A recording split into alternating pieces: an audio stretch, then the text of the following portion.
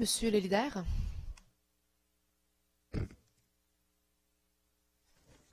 Madame la Présidente, au chapitre 5, nous déposons en 501 la résolution CA 170215 du Conseil d'arrondissement de Côte-des-Neiges, Notre-Dame-de-Grâce, motion Ligue des Noirs du Québec. Au chapitre 6, en 601, c'est le dépôt de réponse aux questions écrites de membres du Conseil. Est-ce qu'il y a des collègues qui souhaitent déposer des réponses écrites? Personne. Parfait. Au chapitre 7, Madame la Présidente, je propose de réunir les items 701 à 705. Et en 701, c'est le dépôt du rapport de l'Assemblée ordinaire du Conseil d'agglomération du 20 juin 2019. En 702, c'est l'avis en vertu de la loi sur les élections et les référendums dans les municipalités du Québec. En 703, c'est le dépôt du rapport de l'Office de consultation publique de Montréal portant sur l'agrandissement de l'école Saint-Georges dans l'arrondissement de Ville-Marie. En 704, c'est le dépôt du mémoire du Conseil des Montréalaises intitulé « Le langage non sexiste, un autre pas vers l'égalité entre les femmes et les hommes ». Et en 705, c'est le dépôt du rapport annuel 2018-2019 du rapport financier du 31 mars 2019 de Moisson Montréal. Merci, Monsieur le leader. Madame la leader, à vous la parole. Merci beaucoup, Madame la Présidente. Alors, sur le dossier 7.04, j'aimerais saluer le mémoire sur la rédaction épicène intitulée « Le langage non sexiste, un autre pas vers l'égalité entre les hommes et les femmes ». Alors, préparé par le Conseil des Montréalaises, on y retrouve 8 recommandations qui sont faites à la Ville pour améliorer ses communications écrites et orales afin qu'elles reflètent ses valeurs d'égalité et d'inclusion en tout temps. Alors, Madame la Présidente, le mémoire nous présente un riche historique à partir du 17e siècle jusqu'à la naissance de la rédaction épicène qui tire son origine dans le mouvement féministe des années 70 et 80. Alors, c'est un riche et intéressant historique sur comment le contrôle de la langue a renforcé le contrôle de la place des femmes dans la société. On oublie comment la langue n'est pas neutre ou figée, finalement. On oublie comment elle reflète une conception du monde et de nos valeurs. On oublie comment le langage non sexiste n'est pas une simple question linguistique, Madame la Présidente, mais c'est un enjeu politique. Représenter de façon équitable les hommes et les femmes dans les écrits et les discours est un acte politique. Et en tant que responsable de la condition féminine à l'opposition, je tenais et je me suis permise de prendre quelques minutes pour nous le rappeler. Également, en marge de la déclaration 15.01 et la motion 65.04, nous saluons la sensibilité de la Ville de Montréal à l'importance de prendre en compte les personnes non-binaires et trans dans ses communications. La Ville suit présentement, on le comprend, du mémoire les courants sociaux qui sont nouveaux, multiples et en constante évolution et verra à s'ajuster par la suite. Et évidemment, vous comprendrez que dans le contexte, nous sommes fiers, Ensemble Montréal, d'être des élus de la Ville de Montréal qui est un modèle à l'ensemble du Canada pour ses avancées. Merci. Merci beaucoup, Madame la leader. La parole à Madame Miron. Merci, Madame la Présidente. Alors, comme ma collègue Boisvert-Roy, c'est avec beaucoup d'intérêt que j'ai pris connaissance de ce très pertinent avis du Conseil des Montréalaises sur le langage non sexiste. Alors, il s'inscrit dans la même lignée que le rapport d'étude de la Commission de la Présidence qui a été déposé à cette Assemblée le 28 octobre dernier et qu'elle salue d'ailleurs. La volonté d'appliquer un langage non sexiste découle de la prise de conscience d'un biais androcentrique dans la langue française. En effet, notre très belle langue n'est effectivement pas très neutre, mettant notamment la place des femmes et des hommes dans la société et des rapports inégaux de pouvoir qui y ont cours. Ainsi, nos enfants et les enfants apprennent à un très jeune âge qu'en français, c'est le masculin qui l'emporte. À l'époque, c'était présenté comme étant une règle neutre et immuable. Et pourtant, c'était surtout peut-être le résultat d'une volonté au XVIIe et au XVIIIe siècle de réduire la visibilité sociale des femmes pour tenter de rendre compte de leur infériorité. Alors, des études démontrent ainsi que les femmes sont moins enclines à répondre à une annonce de recrutement lorsque celle-ci ne contient que le pronom masculin. Aussi, des adolescentes croient davantage en leur chance d'accéder à un métier traditionnellement masculin si les termes utilisés pour le décrire sont des deux genres. Alors, le langage non sexiste n'est donc pas une simple question linguistique. Il s'agit vraiment d'un enjeu d'équité entre les femmes et les hommes. C'est l'un des moyens de parvenir à l'égalité réelle entre les femmes et les hommes et de lutter contre les discriminations. La rédaction non sexiste, c'est bien plus que l'introduction des formes féminines dans le texte. C'est une approche globale d'écriture qui privilégie d'emblée une représentation équitable des femmes et des hommes. Alors, vous le verrez à la lecture du document, la richesse des procédés disponibles rend possible une écriture souple qui contraste avec la rigidité résultant souvent d'une application trop stricte des règles. L'utilisation en alternance de la formulation neutre et de la féminisation syntaxique permet d'éviter la monotonie et assurer des textes clairs, lisibles et avant tout non sexistes. Alors, nous accueillons donc très favorablement cet avis.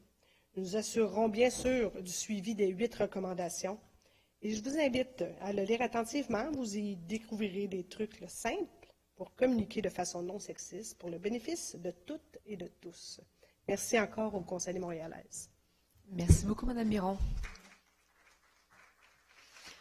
La parole à M. Langevin.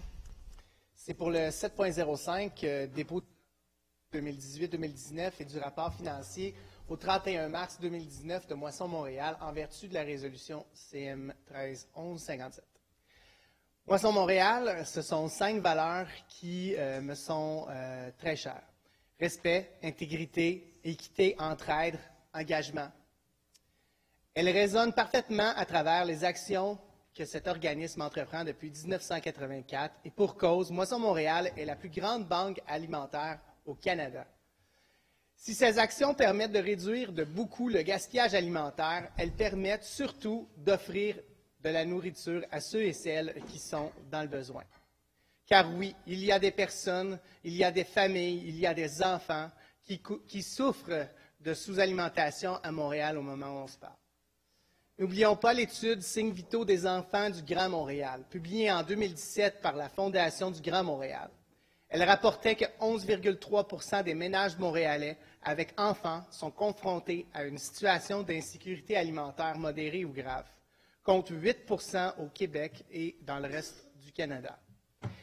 C'est avec cette réalité en tête que l'organisme de bienfaisance travaille d'arrache-pied avec plus de 300 donateurs, plus de 250 partenaires du monde communautaire pour offrir des denrées aux familles montréalaises et aux Montréalais dans le besoin.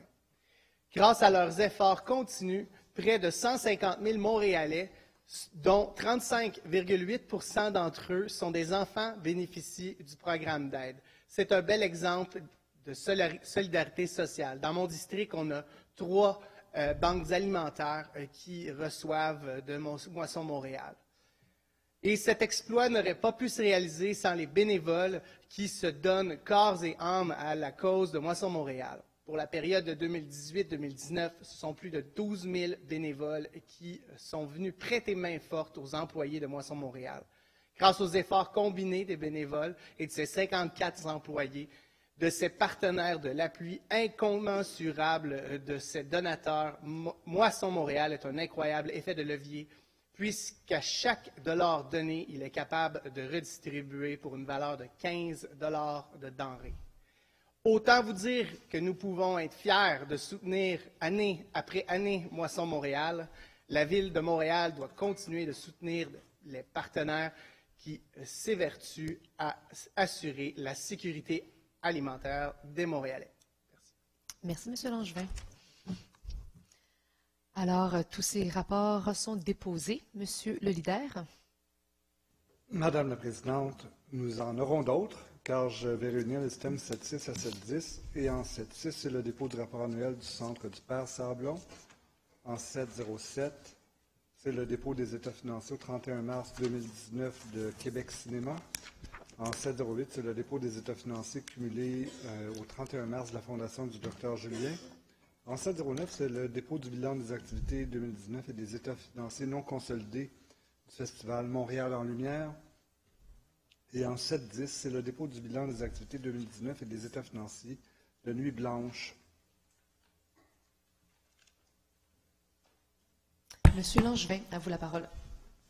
C'est sur le 7.06, dépôt du rapport annuel 2018-2019 du Centre Père Sablon en vertu de la résolution CM 13-11-57. Donc, la mission du Centre du Père Sablon en est une que je connais très bien, puisque dans mon ancienne vie de cofondateur et dirigeant d'un organisme communautaire, j'ai travaillé aux mêmes objectifs. En effet, depuis sa fondation en 1999, soit depuis 20 ans, l'œuvre du Père Sablon, soit le Centre du Père Sablon, le Petit Bonheur et la Fondation du Père Sablon travaillent à améliorer la qualité de vie des enfants et des familles de Montréal en faisant la promotion du sport et des activités en plein air. En 2018-2019, c'est 5 701 enfants qui ont reçu de l'aide financière pour l'accessibilité au sport et au plein air, une hausse de 10 par rapport à l'année précédente. Le total de l'aide distribuée était de 1 043 103 fonds amassés par la Fondation du Père Sablon. Aujourd'hui, situé dans le plateau Mont-Royal, le Centre du Père Sablon propose 45 sports et activités différents aux jeunes adultes et familles. Avec 7 078 membres et un achalandage de 372 enfants par semaine, ce centre continue de faire une différence. Le centre a aussi versé de l'aide financière directe à 336 enfants et aidé 3 311 enfants par l'entremise de programmes à la communauté. 52 soit 699 campeurs du Petit Bonheur, le camp de vacances du Père Sablon, ont reçu 616 706 en aide financière, ce qui vient beaucoup alléger le fardeau de leur famille. À cela s'ajoute de l'aide de 1 255 enfants par l'aide financière aux groupes et aux écoles. Et que dire de la population à laquelle le centre vient en aide? Il s'agit de ceux qui ont peu de moyens, puisque le salaire annuel moyen d'un ménage qui fréquente le Père Sablon est de 37 812 $. On parlait de salaire tantôt. Et que 73 des familles avec mère parent et 73 de ces familles sont des familles des mères monoparentales. Les chiffres parlent d'eux-mêmes, mais le Centre du Père Sablon fait un travail remarquable au-delà des fonds, en fournissant des espaces et des programmes pour pratiquer du sport et faire du plein air. L'œuvre du Père Sablon fait la promotion des saines habitudes de vie, crée un sentiment de communauté chez les jeunes et permet à tous de se sentir inclus. Je vous l'ai dit tantôt, c'est la mission que j'ai cherché à remplir avec joie, garder les jeunes hors de la rue et améliorer leur qualité de vie. Les organismes communautaires sont sous-financés, il en faudra plus. Ce sont des organismes comme celui-ci qui sont les catalyseurs de changement dans nos communautés. Soutenons-les. Merci. Merci beaucoup, M. Langevin. La parole à Mme Rossi. Merci, Madame la Présidente. Alors, je vais intervenir sur le 709 et le 7010, les deux regroupés ensemble. Alors, illuminer la ville en hiver, c'est la tâche que s'est donnée le Festival de Montréal en lumière. Depuis l'an 2000, le festival nous permet de sortir de nos doux foyers, de braver le froid, puis d'avoir bien du fun. Comme le montre son bilan, il a pour mission de démocratiser la culture, et je le dis tellement souvent que vous savez que c'est quelque chose qui m'est cher, démocratiser la culture, participer à l'essor de la création artistique et gastronomique, soutenir les nouvelles initiatives, développer de nouveaux concepts et renforcer l'image moderne et urbaine de l'événement. L'hiver dernier, le festival fêtait son 20e anniversaire et son motto était « Fêter, manger, créer ».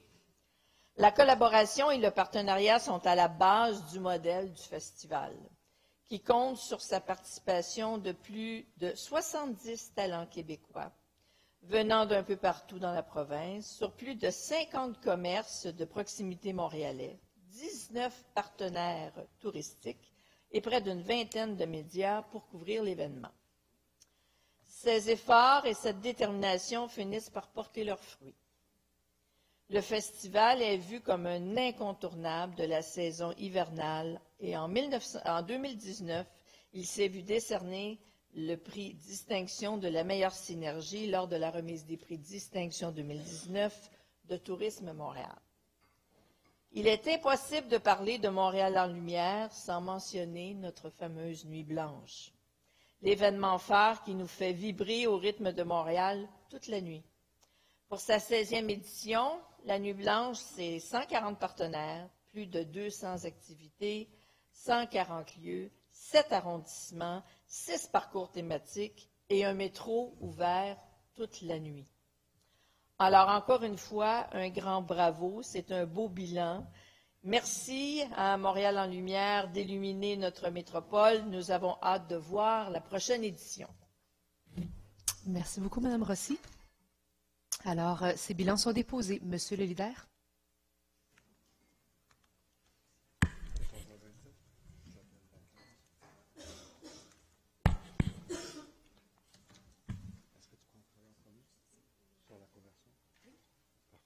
Alors, Madame la Présidente, fidèle à ce que j'avais annoncé, il est 14h30, je vais appeler le thème 1501, qui est la déclaration visant à demander l'interdiction des thérapies de conversion. Et je vais céder la parole en premier lieu à la mairesse de Montréal. Merci, Monsieur le leader. Madame la mairesse, à vous la parole. Pardon, merci beaucoup, Madame la Présidente. Je demandais où étaient nos invités parce que c'est sûr qu'avec la configuration de notre salle, on n'a plus notre balcon. Alors, le balcon nous est à écoute. l'extérieur, hein? Mais oui, on a de la visite aujourd'hui pour parler de cette déclaration qui vise à demander l'interdiction des thérapies de conversion. Je sais d'ailleurs tout d'abord à les nommer. Il y a Madame Joanne Audette, qui est présidente d'Interligne, Monsieur Patrick Desmarais, président de la Fondation Émergence, Monsieur Laurent Brault, directeur général de la Fondation Émergence, Thierry Arnaud, président du Conseil LGBTQ+, Marie Onzo, directrice générale du GRI Montréal, qui est le groupe de recherche et d'intervention sociale, ainsi que Donald Picotte, qui est un militant pour les droits de la communauté LGBTQ+. Alors, bien qu'ils sont de l'autre côté, je nous invite à les applaudir parce qu'on est très heureux qu'ils soient avec nous aujourd'hui.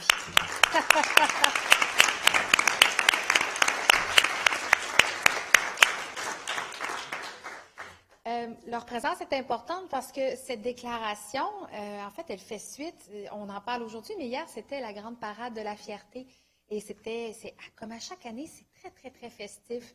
C'est un moment de réjouissance, on voit, où la population montréalaise, les gens qui sont en visite à Montréal, viennent à la parade, participent aux festivités de la Fierté Montréal, qui durent toute la semaine. Et ça donne vraiment une couleur toute particulière à Montréal. Donc hier, on faisait la fête, mais on a rappelé à plusieurs reprises à quel point il y a les festivités, célébrer la différence, parler d'inclusion, mais il y a également tout le côté de revendication et d'éducation qui doit se continuer.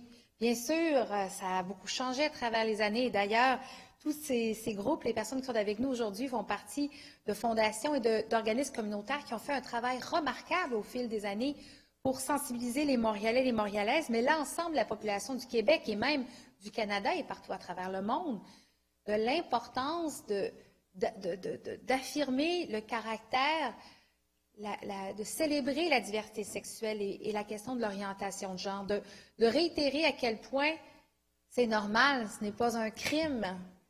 Pas quelque chose, ce n'est pas une lubie, ce n'est pas un choix, c'est qui on est. Et cette déclaration qui vise spécifiquement les thérapies de conversion est un des éléments qui, dépendamment des milieux, on entend peut-être moins parler, mais qui existe bel et bien à travers le monde. On en entend des fois plus parler aux États-Unis, mais il y en a également au Canada. Ces thérapies qui visent à faire changer d'orientation sexuelle ou l'orientation de genre, une personne. Et parfois, ce sont même des mineurs. Et ça envoie des messages comme quoi ce n'est pas normal d'être qui on est, qu'il faut changer, que c'est une honte, que c'est problématique. Et donc, aujourd'hui, dans le cadre de les festivités de la fierté, le conseil municipal souhaite dire haut et fort que ce genre de manœuvre, ce genre de thérapie est tout à fait inacceptable et n'est pas bienvenu ni à Montréal, ni au Québec et ni au Canada. Alors, bien sûr, nous invitons le gouvernement du Canada à poursuivre les démarches pour criminaliser ce genre d'exercice.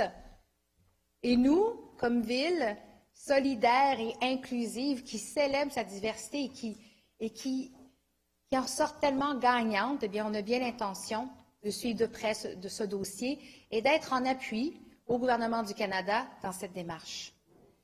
Alors, je vais passer maintenant la parole à ma collègue. Pardon, Nathalie, je suis un peu perdue sur le plan de banquette. Nathalie Goulet, qui va nous parler plus particulièrement de cette déclaration.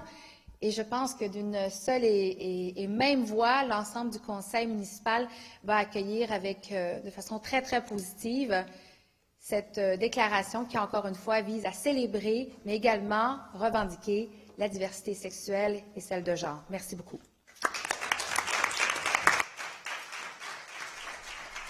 Merci beaucoup. Madame Goulet. Merci, Monsieur le Président. Merci, Madame la mairesse. Alors, il me fait grand plaisir de lire cette déclaration en rappelant également que nous menons actuellement une grande consultation auprès des communautés LGBTQ+, afin de doter notre ville, pour la première fois de son histoire, d'orientations claires en matière de diversité sexuelle et d'identité de genre. Alors, attendu que la lutte pour les droits LGBTQ+, en conjoncture avec la montée actuelle des visions d'extrême droite, connaît des reculs à plusieurs endroits à travers le monde. Attendu que le 17 mai 2019, la Ville de Montréal soulignait la Journée internationale contre l'homophobie et la transphobie, qui vise à sensibiliser la population à l'importance de lutter contre toutes les formes de discrimination à l'encontre de nos concitoyennes et concitoyens membres des communautés LGBTQ+. Attendu que la Ville de Montréal a adopté sa Charte montréalaise des droits et responsabilités en 2005, dont l'un des engagements est de combattre toute forme de discrimination, notamment celle fondée sur le sexe et sur l'orientation sexuelle. Attendu que les thérapies de conversion qui visent à changer l'orientation sexuelle ou l'identité de genre d'une personne sont cruelles, dépourvues de tout fondement scientifique, dommageables pour la santé mentale et qu'elles briment les droits fondamentaux des personnes qui les suivent, en particulier lorsque ce sont des personnes mineures qui les subissent. Attendu que le gouvernement fédéral a annoncé son intention de criminaliser les thérapies de conversion et que l'Assemblée nationale du Québec a récemment adopté une motion sans préavis demandant à la ministre de la Justice du Québec de prendre des mesures afin d'empêcher leur existence, il est donc proposé par la mairesse de Montréal, Mme Valérie Plante, appuyée par moi-même et résolue, que la Ville de Montréal dénonce sans équivoque la pratique des thérapies de conversion et la menace qu'elles représentent pour la santé et les droits des personnes touchées, que la Ville de Montréal demande au gouvernement du Canada d'amender le Code criminel et au gouvernement du Québec d'implanter les mesures nécessaires pour mettre fin aux thérapies de conversion, que la Ville de Montréal réitère son soutien aux membres des communautés LGBTQ+ montréalaises et aux nombreux organismes qui luttent pour les droits des personnes LGBTQ+, et que la Ville de Montréal poursuive son travail de sensibilisation auprès de la population sur l'importance de lutter contre toutes les formes de discrimination à l'encontre des membres des communautés LGBTQ+. Je vous remercie. Merci beaucoup, Mme Goulet. Monsieur Langevin. Ensemble Montréal joint sa voix à l'administration et dénonce les thérapies de conversion. C'est une aberration qu'en 2019, des établissements infligent des dommages moraux irréparables à une personne en prétendant pouvoir changer l'orientation sexuelle de celle-ci. En mai 1969, il y a 50 ans, le Parlement canadien retirait les articles criminalisant l'homosexualité du Code criminel. Il est maintenant temps que des articles criminalisent les thérapies de conversion. Il faut que ça s'ajoute à ce code.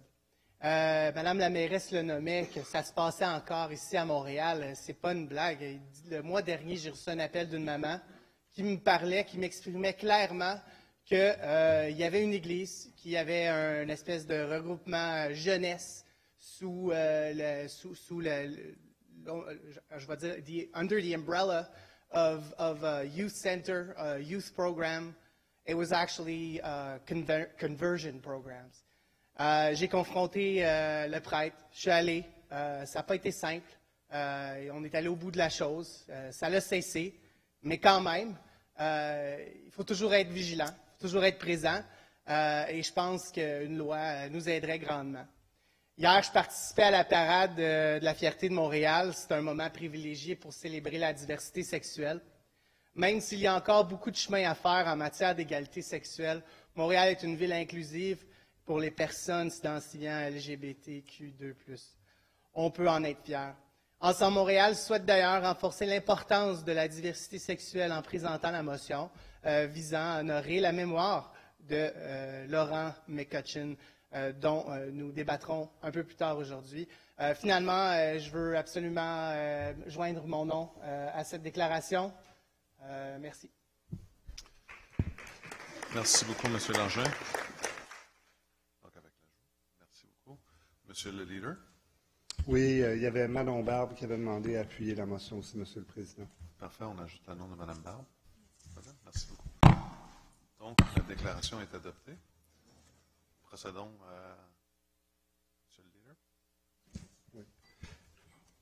Alors, Monsieur le Président, je vais appeler immédiatement la déclaration 1502, qui est la déclaration pour la Journée internationale du souvenir de la traite transatlantique des Noirs et de son abolition, et pour le 50e anniversaire de la Ligue des Noirs du Québec. Et je vais céder la parole à Mme Magda Popiani. Merci beaucoup. Merci beaucoup, Monsieur le Président. Donc, le 23 août, la communauté internationale souligne la Journée internationale du souvenir de la traite des Noirs et de son abolition afin de rendre hommage à tous ces combattants de la liberté. C'est dans la nuit du 22 au 23 août 1791 qu'a commencé à Saint-Domingue, actuelle Haïti et République dominicaine, l'insurrection qui a joué un rôle déterminant dans l'abolition de la traite transatlantique des Noirs. Cette journée offre l'occasion de rendre hommage à ceux qui ont souffert ou qui sont morts aux mains du système esclavagiste. Pendant plus de 400 ans, plus de 15 millions d'hommes et de femmes et d'enfants ont été victimes de la traite transatlantique des esclaves. Cette déclaration nous ramène à un moment de réflexion sur les conséquences et les enseignements de ce chapitre noir de l'histoire. D'où que nous venions, nous devons contrer l'oubli et rester alertes face aux dangers actuels du racisme et des préjugés. Le 23 août, par de simples gestes, je nous invite tous à commémorer l'apprentissage de cette tragédie et le courage de celles et ceux qui luttent contre toutes les formes d'esclavage moderne. Je pense notamment à ces millions de personnes à travers le monde qui sont victimes de maltraitance et d'exploitation. Je tiens à remercier tous les groupes qui posent des actions pour souligner la journée du souvenir de la traite des Noirs et de son abolition, particulièrement la Ligue des Noirs du Québec qui célèbre cette année son 50e anniversaire et qui lutte sans relâche afin d'assurer à toutes et à tous la défense de leurs droits et une meilleure justice sociale, afin de travailler à faire de Montréal une ville égalitaire, inclusive. J'encourage tous les membres du Conseil à adopter la déclaration suivante. Attendu que le 23 août marque la date anniversaire de l'insurrection de 1791, au cours de laquelle des hommes et des femmes mis en esclavage sur la partie occidentale de l'île Saint-Domingue ont revendiqué leur liberté. Attendu que l'UNESCO a initié en 1998 la Journée internationale du souvenir de la traite transatlantique des Noirs et de son abolition.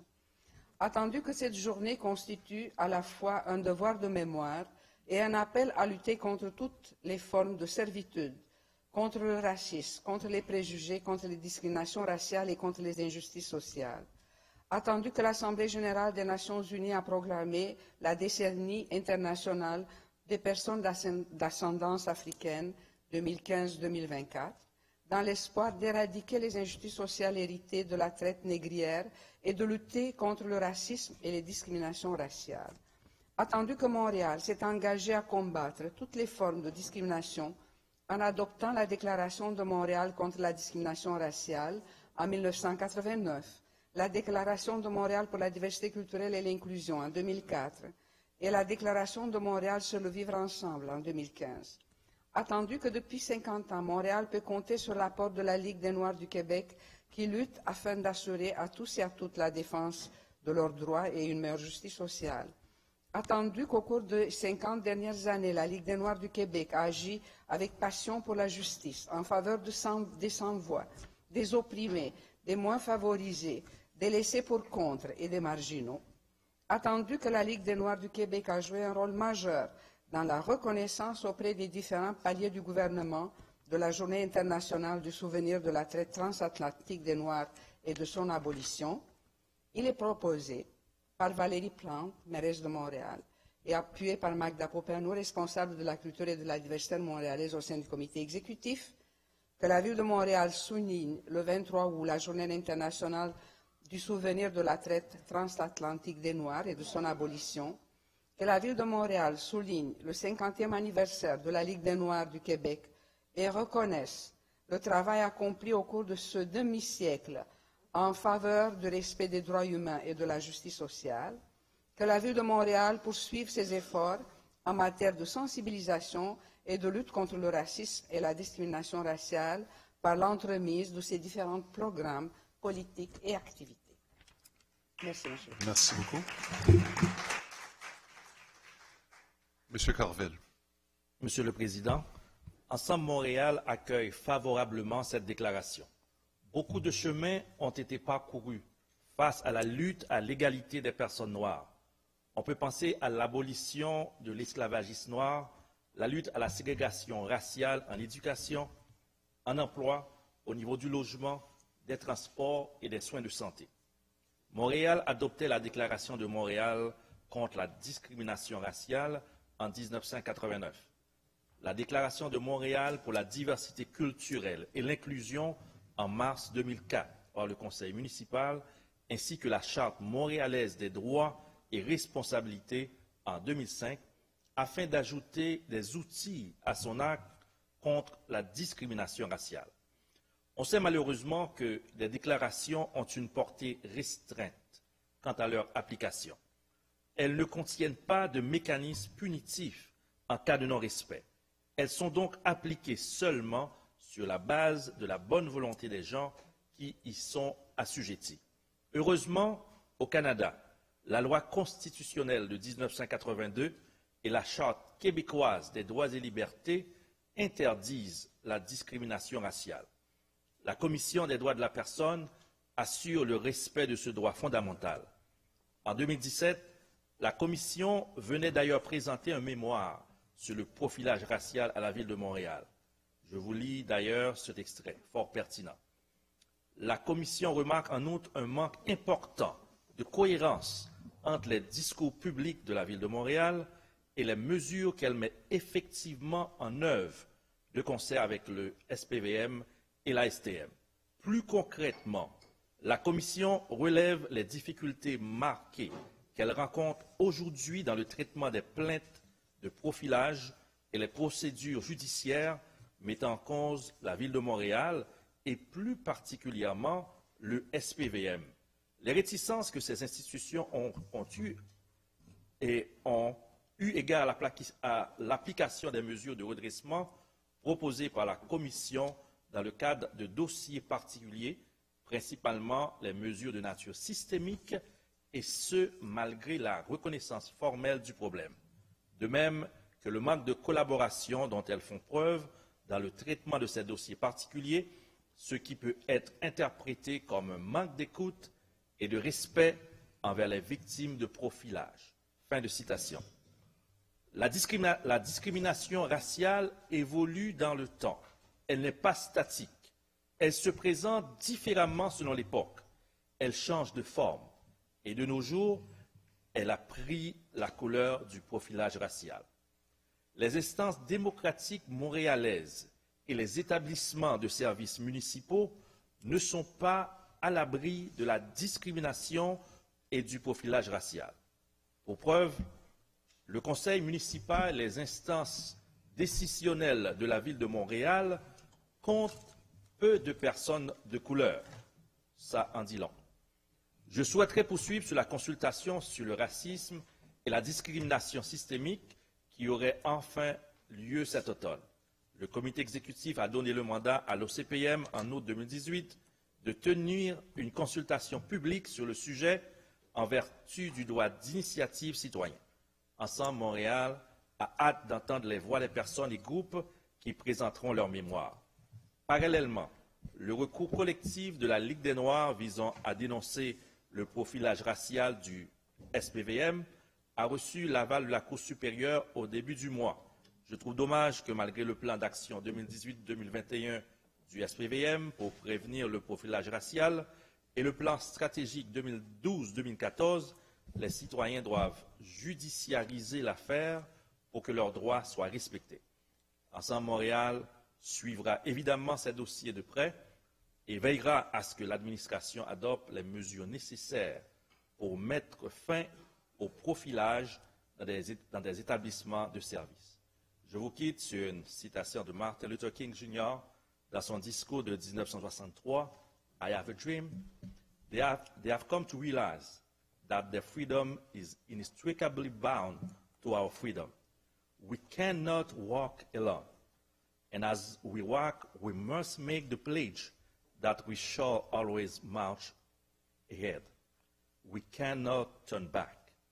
There are those who are asking the devotees of civil rights, when will you be satisfied? We can never be satisfied as long as the Negro is the victim of the unspeakable hours of police brutality. Merci. Merci beaucoup, M. Corville. Je rappellerai à l'ensemble des élus de rester le plus proche possible du sujet sur lequel nous débattons et sur lequel nous allons adopter les points. Alors, sur ça, la déclaration, on poursuit. M. Rotran. Merci, Madame la Présidente. Premièrement, comme arrangé avec François Limoges cette fin de semaine, j'ajoute mon nom comme appuyeur de cette motion. Et je remercie Valérie Plante et Magda Popiana pour avoir amené la motion de défendre en conseil. C'est une motion importante. J'entends ce que M. Courville dit, mais je pense important de ne pas critiquer la motion et l'intention de la motion avec des autres dossiers qui sont importants, primordiaux, mais qui doivent être discutés, à mon avis, à part. Premièrement, l'administration Tremblay a commencé la tradition d'avoir cette motion devant le Conseil. C'est continué par l'administration Coderre et maintenant l'administration de Valérie Plante continue cette tradition. C'est une déclaration forte pour la communauté noire et c'est fortement appuyé comme partenaire par la Ligue des Noirs du Québec qui donne tout son appui à ces débats aujourd'hui au Conseil municipal. Je dois dire que Montréal est la seule ville au Canada où ces motions reviennent chaque année parce que les élus pensent de faire la lumière sur l'histoire de l'esclavage est important. Il y a des autres villes canadiennes qui ont adopté la motion il y a 10 ans, une fois, a fait absolument rien pour sensibiliser la population. L'Assemblée nationale du Québec a adopté la motion une fois, mais nous, chaque année, on a le même débat, la même motion, ni au moins quelques changements des phrases, mais aussi on fait un événement parrainé par la Ligue des Noirs, et cette année c'est le 22 août, je pense, où les gens sont invités de venir comme citoyens montréalais, pas seulement de connaître la communauté noire, mais de connaître la triste histoire de l'esclavage qui a existé en Nouvelle-France. Grâce à ces motions, les élus de Montréal ont appris l'histoire de Marie-Joseph Angélique, qui est pendue ici à Montréal en 1734, elle est esclave. Nous avons fait une motion, apologie, de donner son nom à un toponyme montréalais. Grâce à ces événements, le conseil municipal a pris tout un après-midi il y a quelques années pour inviter le gouvernement du Canada de faire un parc national ou un monument à Nigger Rock, proche de la frontière avec Vermont, parce que l'esclavage n'a pas seulement existé dans le 18e siècle en Nouvelle-France, il existait à le Bas-Canada dans les premières années du 19e siècle. Les personnes étaient esclaves dans notre territoire. Donc, l'émotion comme ça a une certaine valeur. C'est clair qu'effectivement, pour le conseil municipal, la diversité est un enjeu important. Nous sommes différents que le reste du Québec. L'origine de nos gens est de partout au monde. On va assurer que tout le monde est à l'aise sur notre territoire, tout le monde a des opportunités égales, qu'effectivement, l'égalité raciale, c'est une valeur montréalaise. J'ai aucune doute, malgré l'étiquette de parti politique, on est prêt de travailler ensemble. Merci, M. Courville, vous avez soulevé des questions importantes, ça doit être traité ici, mais j'ai confiance, on peut faire ça d'une manière non partisane, comme personne de bonne foi et encore. Je remercie cette administration pour avoir continué la tradition qui a commencé avec une motion de Mary Darrows et moi il y a 10 ou 12 ans. Merci beaucoup. Merci beaucoup, M. Rotran. Alors, cette déclaration est adoptée. Monsieur le leader. Madame la Présidente, nous revenons en arrière dans l'ordre du jour et nous revenons aux items 7.11 et 7.12 de l'ordre du jour que je réunis.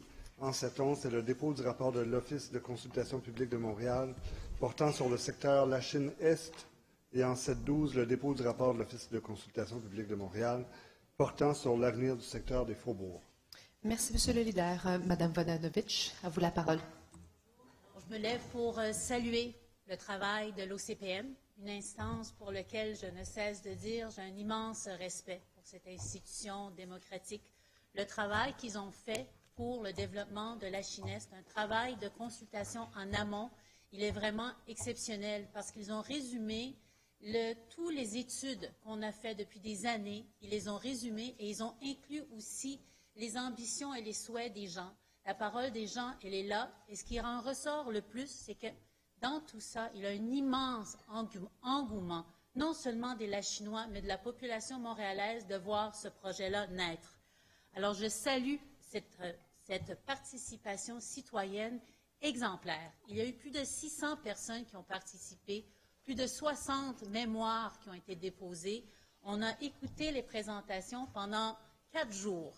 Et puis, je suis vraiment fière des citoyens lachinois qui sont venus dire haut et fort à quel point ils tiennent à leur identité et ils tiennent à cette identité qui est issue d'un patrimoine industriel très, très fort et ils veulent conserver cet esprit. Ils veulent également que ce projet soit exemplaire.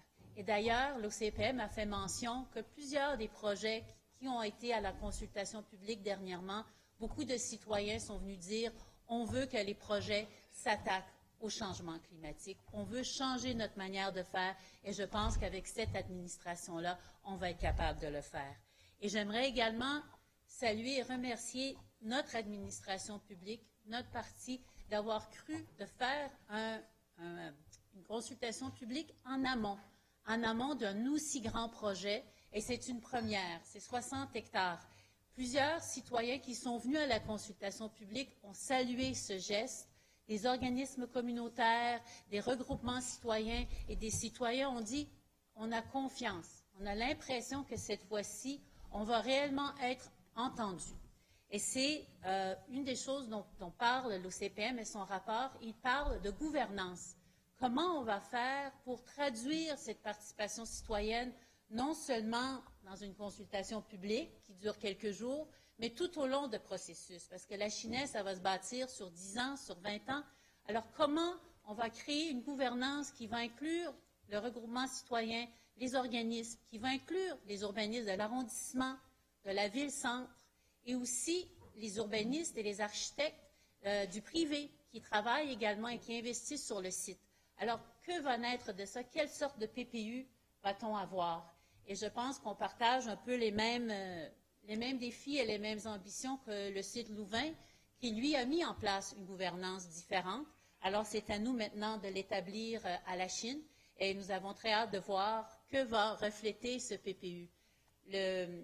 On a vraiment espoir que le PPU va refléter une mixité sociale parce qu'on a adopté on va adopter bientôt notre règlement d'inclusion 2020.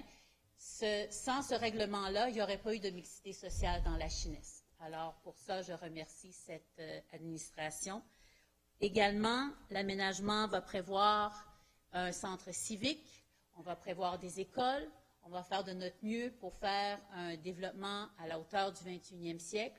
Ce qui est revenu le plus pendant les consultations publiques, c'est la mobilité. Le fait qu'on ne peut pas apporter 10 000 nouvelles personnes, 10 000 nouveaux résidents dans ce quartier qui est déjà enclavé, où il y a déjà énormément de trafic. Alors, je tiens à partager la joie qu'ont les résidents de la Chine à savoir qu'on est en train de penser réellement et concrètement à la réalisation de la ligne rose dans l'Ouest, et surtout que cette ligne rose prendra la forme d'un tramway qu'on connaît à travers le monde et le plus efficace pour créer des écoquartiers, ce que les Montréalais veulent. C'est un transport qui est le moins coûteux, un transport qui est le plus sécuritaire, un transport que nous, à la Chine, on souhaite.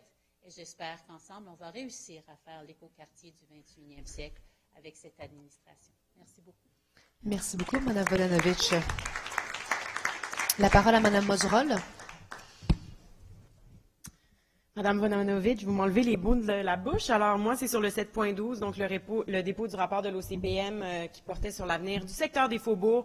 Donc, c'est avec beaucoup d'enthousiasme que les élus de Ville-Marie, on a pris connaissance de ce premier rapport. Je dis bien premier parce que nous aussi, les élus de Ville-Marie, on tenait vraiment à consulter les citoyens, les organismes communautaires, les partenaires en amont. On voulait vraiment très tôt dans la démarche du PPU avoir leur input, qui nous partagent leur vision de la requalification de ce quartier-là, qui en a bien besoin. On est très content aussi parce que le rapport est vraiment venu confirmer l'adhésion des Montréalais et Montréalaises et des gens du Centre-Sud à notre volonté comme administration d'aménager encore une fois des quartiers qui sont mixtes, tant au niveau culturel qu'économique, qui sont inclusifs, qui sont durables, dotés d'équipements collectifs de qualité, de grands espaces verts, d'artères commerciales qui soient prospères, qui sont orientés vers les transports actifs et collectifs, mais aussi qui font la part belle à notre patrimoine bâti et à notre insularité. Une des choses qui est ressortie très fortement de ce rapport-là et qui mérite d'être soulignée, c'est la volonté des citoyens qu'on partage, bien entendu, de vraiment repenser et réimaginer à quoi va ressembler le développement urbain de demain. On nous a incités à être ambitieux, créatifs, innovants dans tous les aspects de la reconception de ce quartier-là. On l'a déjà fait avec le réaménagement de la rue Sainte-Catherine, on l'a fait dans le cadre de notre entente historique avec la Molson, qui montre que quand on a les bons outils et quand on a de la volonté politique, on est capable de faire des gains concrets pour les citoyens. Et c'est ce qu'on va continuer à faire. Donc, on est à pied d'œuvre avec nos équipes pour traduire les orientations de ce rapport de l'OCPM-là dans le PPU des Faubourgs qu'on a très hâte de présenter aux citoyens et aux citoyennes. J'en profite en terminant aussi pour remercier chaleureusement le travail des commissaires de l'OCPM. Ça a été une consultation là, très enthousiasmante, plurielle, mais où on a entendu beaucoup de gens. Donc, je veux les remercier pour leur travail et je veux remercier aussi tous les participantes et participants qui sont venus nous rencontrer et nous parler de ce qu'ils souhaitaient pour leur quartier. Merci, Mme Moserol. La parole au chef de l'opposition. Merci, Madame la Présidente. C'est sur les 7.11, donc sur le rapport de l'OCPM concernant le secteur la Chine-Est. Donc, si on peut que se réjouir du fait que l'administration a voulu effectivement aller de l'avant avec une consultation en amont et un PPU, c'est toujours quelque chose qui est très souvent souhaité parce que ça nous donne les orientations, ça nous donne la vision sur laquelle on veut éventuellement construire, bâtir un PPU. Naturellement, il y a des défis particuliers. Lorsque on veut aller de l'avant avec une consultation bien en amont d'un PPU, ça veut dire qu'il y a encore beaucoup d'un point d'interrogation. Alors, c'est évident que les recommandations de l'OCPM sont assez détaillées. Ils donnent quand même une grande envergure sur différents volets.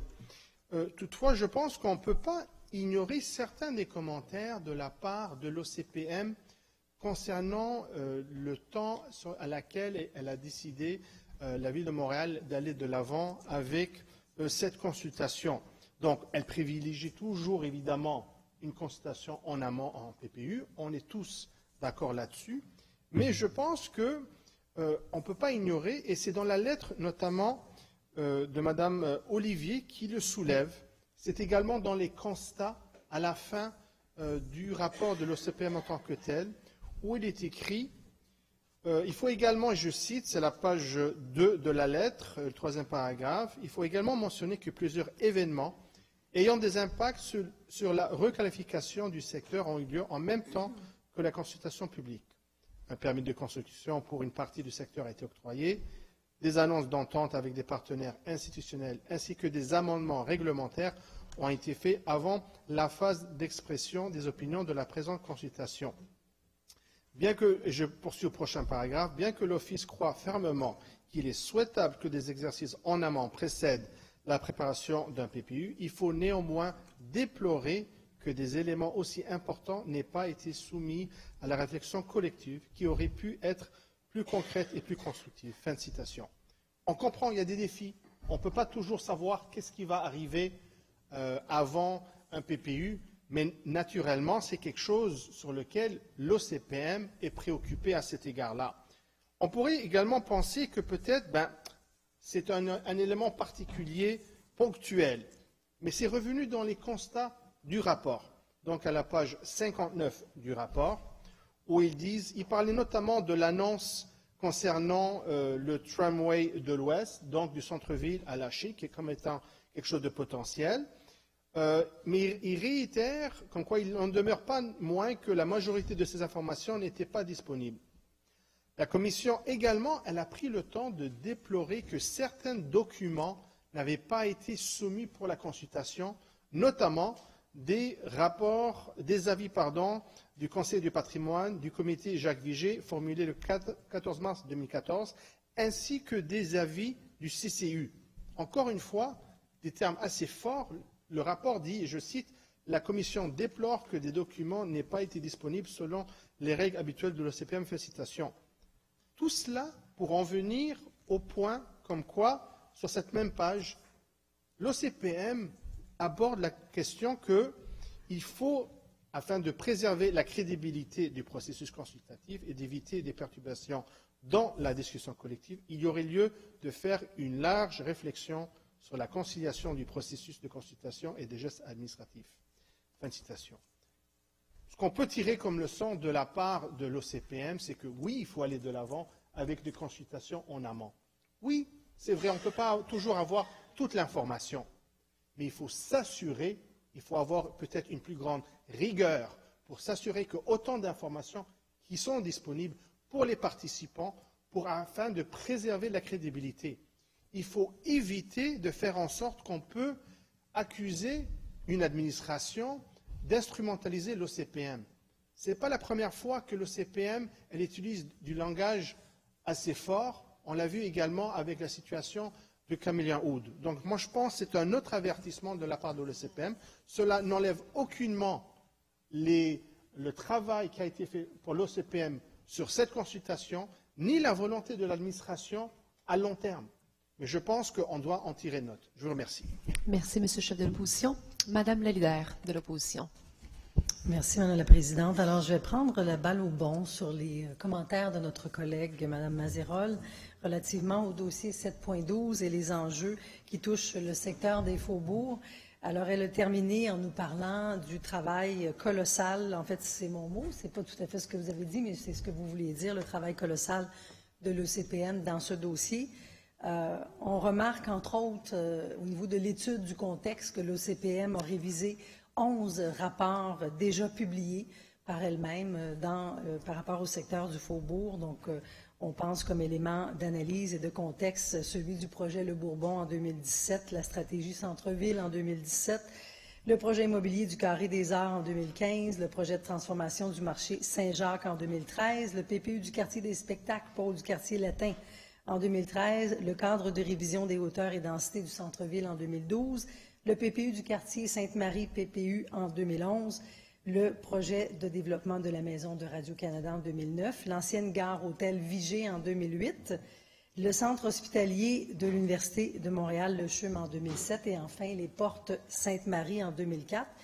Madame la Présidente, je me permets de les énumérer parce qu'en fait, la question qui se pose et que nous avons à l'opposition, c'est nous demander s'il n'y avait pas déjà suffisamment d'informations sur les besoins et la volonté des citoyens pour procéder à un plan.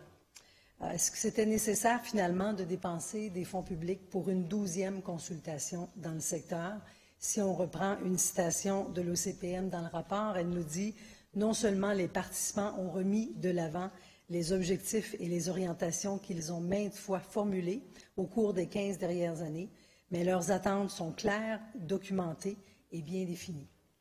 Si on superpose également le contexte actuel, ce qui saute aux yeux aussi, c'est que le territoire du Faubourg est déjà en transformation. Donc, une entente a déjà été signée entre Molson, la Ville de Montréal, et un consortium privé pour l'acquisition des terrains de la brasserie. Radio-Canada également est déjà en construction et les plans pour le développement des terrains sont déjà faits. Et il y a aussi le projet du Bourbon qui est accepté et qui ouvrira ses portes en 2020. Alors, bien qu'on souligne évidemment ce travail extraordinaire de l'OCPM qui a été des plus rigoureuses dans le dossier, on quand même se pose des questions sur est-ce que la Ville de Montréal avait vraiment besoin d'une énième consultation dans ce dossier et quels étaient les réels objectifs de l'administration. Merci. Merci, Madame la leader. La parole à Monsieur Cadwell. Merci, Madame la Présidente. Donc, quelques commentaires sur le 7-11, 7-12 suite aux interventions de Madame la leader et Monsieur le chef de l'opposition officielle. Rapidement, peut-être pour poursuivre la discussion amorcée par la leader de l'opposition, est-ce que c'était une consultation de trop? Bien, il suffit de lire les recommandations. Il suffit de lire les recommandations pour voir comment est-ce qu'elles aideront à mieux élaborer le PPU pour ce secteur, le quartier des Faubourgs. Alors, c'est un point de vue qui se vaut. Est-ce qu'on consulte trop? Dans ce cas-ci, à la suite de toutes les démarches non abouties, nous, ce qu'on dit, on est prêt à aboutir, on veut être certain qu'on est sur la bonne track, on vous consulte justement, et la réponse à cette consultation, la réponse aux recommandations de l'OCPM, ce sera dans notre PPU, et ça ne prendra pas des lunes pour le faire. Deuxièmement, suite aux commentaires du chef de l'opposition officielle, sur l'OCPM qui déplore qu'il y ait des éléments qui suivent leur cours en même temps que la consultation. Ben oui, on le sait tous. Madame la mairesse de la Chine s'évertue à le répéter sur toutes les tribunes. Il y a, oui, des analyses de demande de permis qui ont été faites précédemment suite au changement de zonage qui ont amputé de ce secteur de planification un peu qui ont amputé ces terrains de ce secteur de planification-là. On le sait, ça a été décrié par notre parti lorsqu'on était dans l'opposition officielle. Il y a eu des démarches de zonage sous les administrations précédentes, particulièrement par l'arrondissement de la Chine, qui ne nous sont pas servis collectivement. Et oui, ces demandes suivent leur cours. Aussi, l'autre élément, c'est l'annonce de la mairesse le 26 juin en compagnie du ministre Dubé sur la participation du gouvernement du Québec à ce projet de ligne rose dans l'Ouest qui se rend jusqu'à la Chine.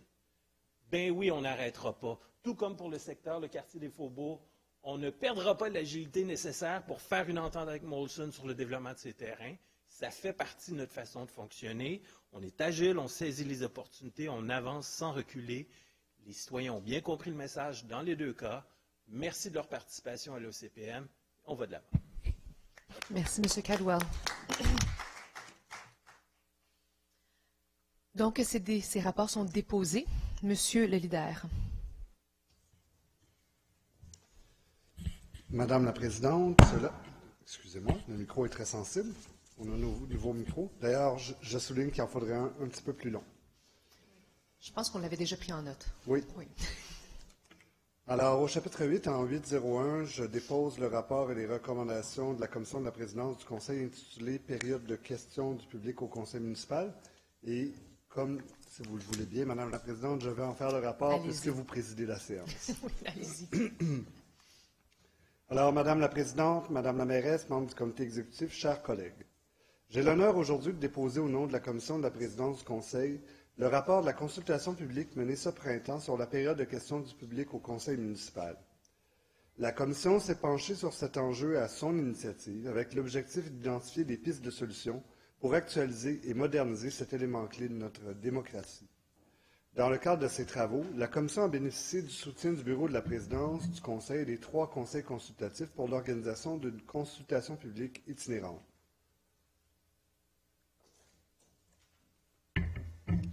Des séances ont été tenues dans 4 arrondissements entre le 24 avril et le 22 mai pour aller à la rencontre de la population.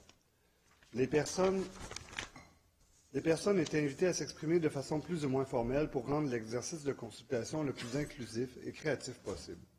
Une cinquantaine de personnes ont pris part aux séances et la commission a reçu 8 mémoires. L'ensemble de la documentation des échanges est disponible sur la page web du dossier. Pour amorcer ces travaux, la commission est partie d'un constat que nous sommes plusieurs à partager ici, je crois, à savoir qu'un groupe de plus en plus restreint de citoyens et de citoyennes se déplace à l'hôtel de ville, et ce, malgré les efforts pour promouvoir et améliorer l'accès à cette période formelle de questions. Je pense ici aux différents ajustements au fil des ans du règlement sur la procédure d'assemblée, les règles de régie interne du conseil municipal, tirage au sort, prolongation de la période de questions du public, halte garderie, pour ne citer que ceux-là. Ils avaient pour but d'encourager une participation plus équitable et plus nombreuse à la période de questions du public. S'il faut saluer ces modifications, force est de constater que des efforts sont encore à faire pour mieux répondre aux attentes de la population et améliorer l'expérience. Je vais reprendre une gorgée d'eau, si vous le permettez. Oh oui. C'est important de s'hydrater. Absolument. On le sait, la démocratie municipale a bien évolué depuis 1986, date à laquelle on instaurait la première période de questions du public au conseil municipal. Un geste extrêmement novateur pour cette époque où les élus étaient peu accessibles. Plus tard, en 2005, les conseils d'arrondissement ont permis de développer des liens plus directs avec les élus locaux. Puis il y eut l'apparition de la web-diffusion. Aujourd'hui, à l'ère du numérique, avec la prédominance des enjeux environnementaux, les comportements évoluent et la société aussi. La communication est omniprésente et le souci d'un engagement durable et porteur de sens est devenu la norme. C'est dans ce contexte que la Commission a mené sa réflexion et formulé ses recommandations. La Commission a retenu 4 principales recommandations. Il est à noter que plusieurs autres pistes de solutions formulées par les intervenants seront analysées par le bureau de la présidence du Conseil, qui bénéficie de toute la latitude nécessaire à la mise en œuvre de certains changements. Ainsi, la Commission recommande de modifier le règlement afin de permettre l'inscription du public à distance par formulaire web du lundi précédant l'Assemblée du Conseil municipal jusqu'au lundi de la séance à 17 h.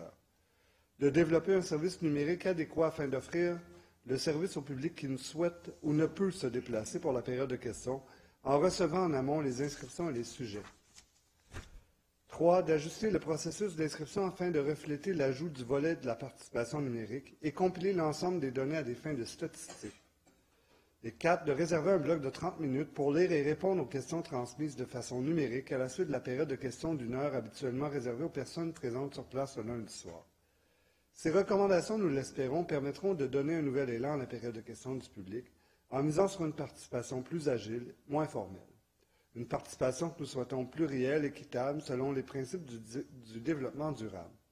Je vous invite d'ailleurs à prendre connaissance des résultats d'un sondage mené auprès des 19 arrondissements pour documenter les pratiques qui ont cours dans les instances locales.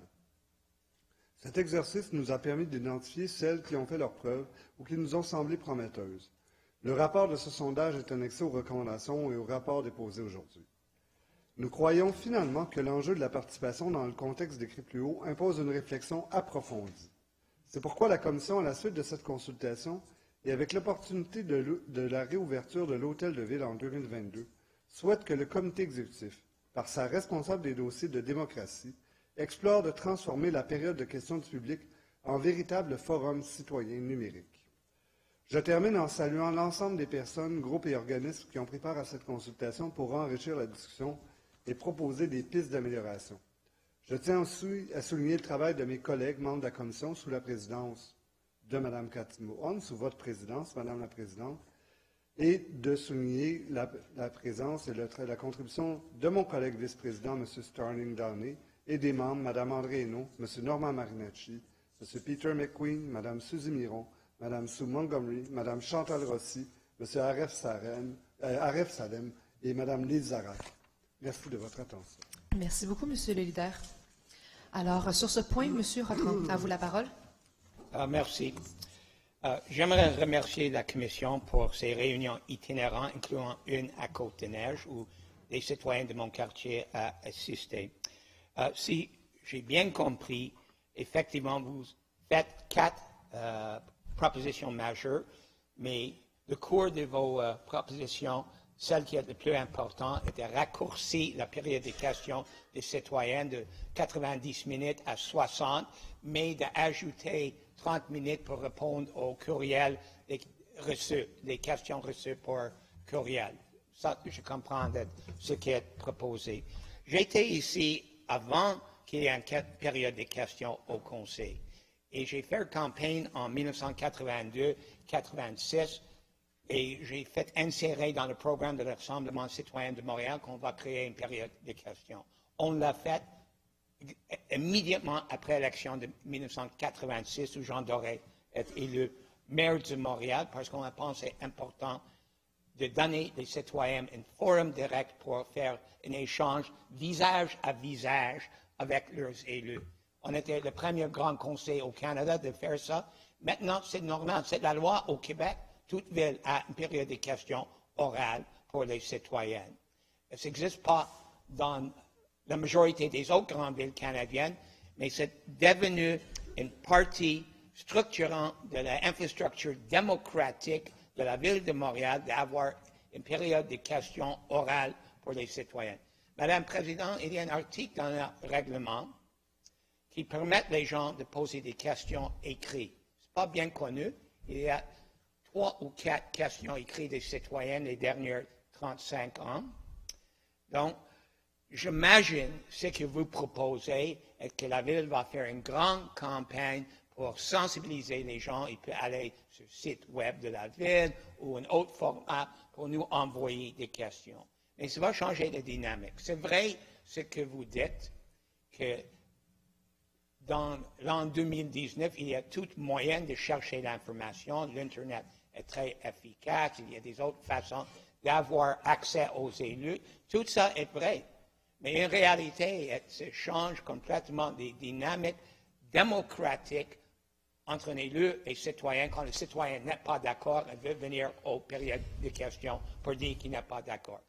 Ce qui risque d'arriver est il y a des gens qui vont inscrire pour la période des questions orales qui n'auraient pas l'opportunité d'être entendus. C'est rare qu'on ne dépasse pas les 90 minutes, qu'il n'y a pas des gens toujours sur la liste. Possiblement, avec des questions écrites, quelques de ces personnes ne vont pas venir. C'est possible. Mais j'ai des forts doutes. Ce que je pense est qu'on va avoir une liste où on entend une vingtaine, mais il y a 5 ou 6 qu'on n'entend pas habituellement. Maintenant, on va entendre une quinzaine, il y a 10 qui ne vont pas être entendus. Et qu'est-ce qui arrive avec les questions par écrit? Probablement, si on le fait bien, on aura une trentaine, une quarantaine chaque mois. Je prends pour acquis que les partis ne vont pas mobiliser leur monde pour envoyer des questions essayant de piéger les opposants. Tout va être fait selon les règles d'art. Mais qu'est-ce qui arrive s'il y a 30 ou 40? Et on a une trentaine de minutes pour des réponses. Il y a des gens qui ne vont pas avoir la réponse non plus. Donc, je prévois que possiblement, il y a des problèmes, une certaine insatisfaction des citoyens qui ne vont pas nécessairement penser qu'il y a à faire une gain. Il y a des choses qui sont bonnes aussi. L'idée de pré-inscription est bonne. It's not a free-for-all at the last minute. Ça, c'est un gain. Et c'est beaucoup plus facile pour les personnes de mobilité réduite ou en chaise roulante qui pourraient inscrire d'avance et être choisis dans un tirage au sort. Aussi, la période de questions écrites, il y a des gens qui trouvent difficile de venir, qui veulent assister, qui vont probablement l'utiliser. Je constate que ça, c'est bon aussi. Mais quand vous avez commencé cet exercice, je n'ai pas pensé que les résultats vont être une période de questions orales moins longue au conseil municipal. I don't really know what to suggest to you to find an answer. There's certain arguments to be made in favor of your proposal as well. But I'm not sure what the ideal middle ground that will satisfy everybody is. In Parliament, they have a period before the actual session where any member of Parliament can be pre-inscribed and answer questions for 1 minute. Not everybody is there, and it's not part of the official session. Might be a way to handle written questions without changing the length of the oral question period. But having said that, and I thank you for your indulgence, I want to thank you again for having taken the time to come to our neighborhood. Merci beaucoup, M. Rotran. La parole à Madame la leader de l'opposition. Madame la Présidente, alors évidemment, beaucoup a été dit par mes collègues Limoges et M. Rotran, donc on va éviter les répétitions. Mais simplement pour souligner les remarques introductives qui sont en lien à ce dossier que nous avons trouvé très intéressantes parce que finalement, nombreux d'entre nous sommes soit des élus de la QV 2013 ou sinon 2017. Alors, on est quand même relativement nouveau dans l'appareil municipal et c'est tout à fait fascinant de réaliser que la période de questions est arrivée en 1986, qu'à l'époque c'était novateur et que c'était à peu près le seul véhicule disponible pour les citoyens pour rejoindre leurs élus municipaux. Alors, il y avait une espèce d'opacité à ce moment-là qu'on a tenté de vouloir régler. Ensuite, il y a eu l'apparition des conseils d'arrondissement en 2005. Alors aujourd'hui, on prend ça pour acquis, mais c'est quand même dans un passé relativement récent. Donc, c'est très intéressant de lire les remarques introductives, également les moyens de technologie qui sont arrivés à la fin des années 90, qui nous a amenés finalement aujourd'hui. Donc, l'opposition salue finalement les démarches qui sont faites par la Ville de Montréal de toujours vouloir s'ajuster aux différentes réalités sociales. Et aujourd'hui, une réflexion sérieuse s'imposait, un exercice et des décisions ont été prises. Donc, on verra, Monsieur Rotran, je pense qu'on va le vivre ensemble. On verra par essai ce que ça va donner. Et puis, on va continuer à apporter des ajustements. Alors, on salue les démarches. Merci. Merci beaucoup, Madame la leader. Monsieur Deschamps, à vous la parole. Une brève rectification, Madame la Présidente, puis ça a évoqué en moi la lecture du dossier. C'est effectivement marqué 2005 pour l'arrivée des conseils d'arrondissement, mais ce n'est pas vrai. C'est en 2002, lors de la fusion. Alors, il faudrait rectifier ça dans le dossier. Merci pour le commentaire. On s'assurera de le rectifier. Parfait. Bien alors, le rapport est déposé. Monsieur le leader. En 802, Madame la Présidente, c'est le dépôt du rapport et des recommandations de la Commission permanente sur les finances et l'administration intitulé « Discussion publique relative au rapport annuel du vérificateur général de la Ville de Montréal pour l'exercice terminé le 31 décembre 2018 ». Merci beaucoup, Monsieur le leader.